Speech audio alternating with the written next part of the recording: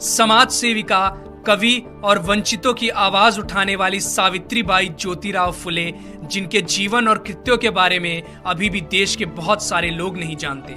यहाँ तक कि बहुत सारी महिलाएं भी इस बात से अनजान हैं कि अगर वे आज शिक्षित हैं, रोजगार के योग्य हैं, तो वो आखिर किसके प्रयासों के चलते हैं। सावित्रीबाई फुले का जन्म 3 जनवरी 1831 को पुणे से 50 किलोमीटर दूर पुणे के नैगांव में हुआ था।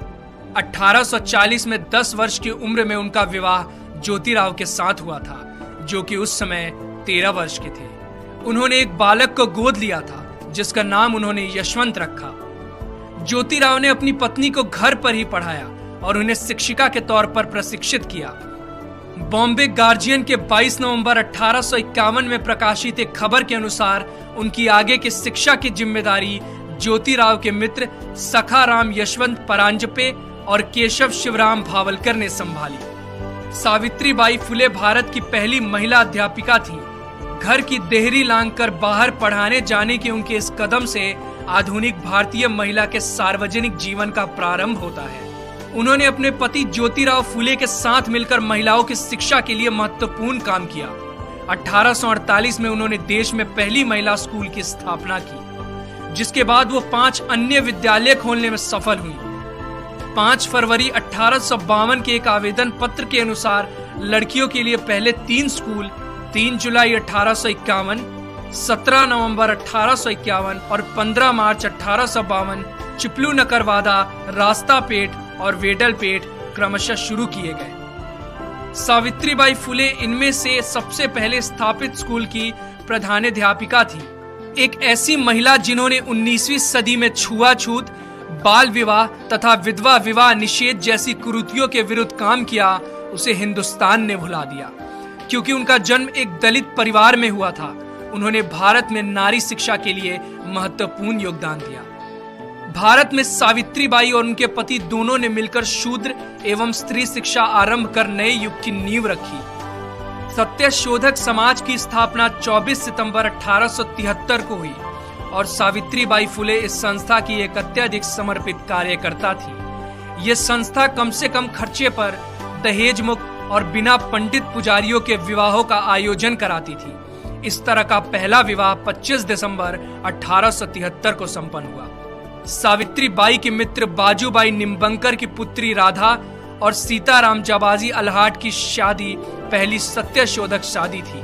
इस ऐतिहासिक अवसर पर सावित्रीबाई ने स्वयं सभी खर्चे वहन किए। इस प्रकार के विवाहों की पद्धति पंजीकृत विवाहों से मिलती जुलती होती थी, जो आज भी भारत के कई भागों में पाई जाती है। पूरे देश के पुजारियों ने इन विवाहों का विरोध किया और वे इस मुद्दे को लेकर कोर्ट में भी गए। फूले दंपत्ति को कठोर परेशानियों का सामना करना पड़ा, किंतु इससे वे अपने पद से विचलित नहीं हुए। 4 फरवरी 1889 को उन्होंने अपने दत्तक पुत्र की शादी इसी पद्धति से की।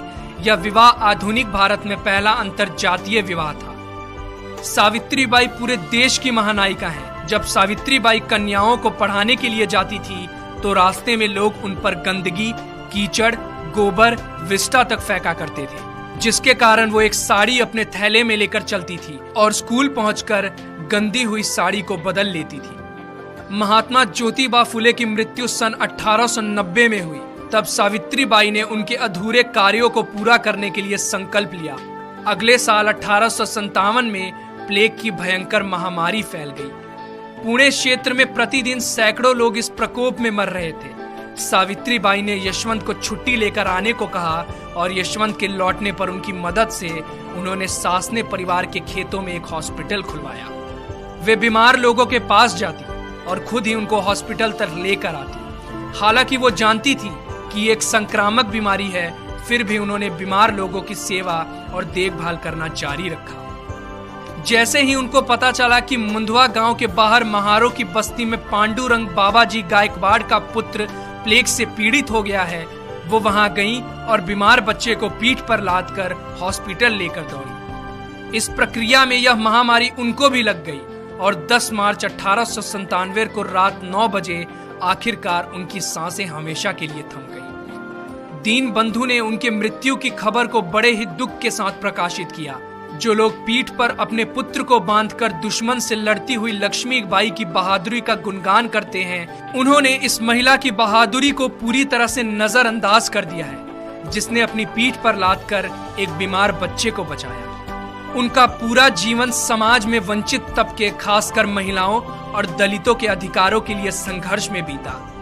उनकी एक बहुत ही प्रसिद्ध कविता है जिसमें वो सबको पढ़ने लिखने की प्रेरणा देकर जाति तोड़ने की बात करती है। जाओ, जाकर पढ़ो लिखो, बनो आत्मनिर्भर, बनो मेहनती, काम करो ज्ञान और धन इकट्ठा करो। ज्ञान के बिना सब खो जाता है, ज्ञान के बिना हम जानवर बन जाते हैं। इसलिए खाली ना बैठो, जाओ, जाकर शिक्षा लो। तुम्हारे पास सीखने का सुनहरा मौका है, इसलिए सीखो और जाति के बंधन को तोड़ो।